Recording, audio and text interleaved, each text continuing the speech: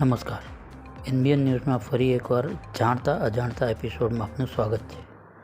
આજનો આપણો વિષય છે શિવલિંગ પર પાણી ચડાવવાનું મહત્ત્વ તથા એના પર ચડાવવામાં આવતા એમના પદાર્થોની શક્તિ અને શા માટે આપણા પૂર્વજ કહેતા હતા કે મહાદેવ નારાજ થઈ જશે તો પ્રલય આવશે. તો જોઈએ આગળ.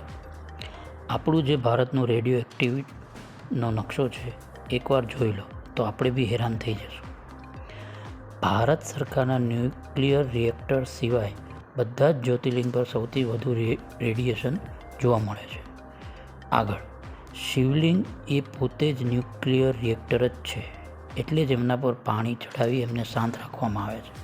આગળ, મહાદેવના બધા જ પ્રિય પદાર્થ જેમ કે બીલીપત્ર, આગમન, ધતુરો, ગુડલ આ પદાર્થની શક્તિ જ છે જે ન્યુક્લિયર એનર્જી સૂકી લે છે.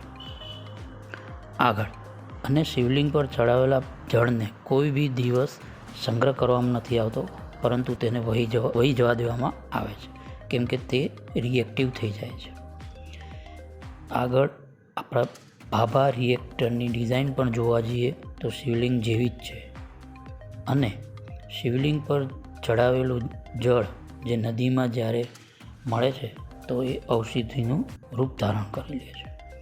આ જ બધી હકીકત આપણા પૂર્વજોએ કહેલી છે કે મહાદેવ નારાજ થઈ જશે તો પ્રલય આવશે. ધન્યવાદ. ફરી નવા એપિસોડમાં નવી વાત સાથે મળીશું. હર હર મહાદેવ. નમસ્કાર.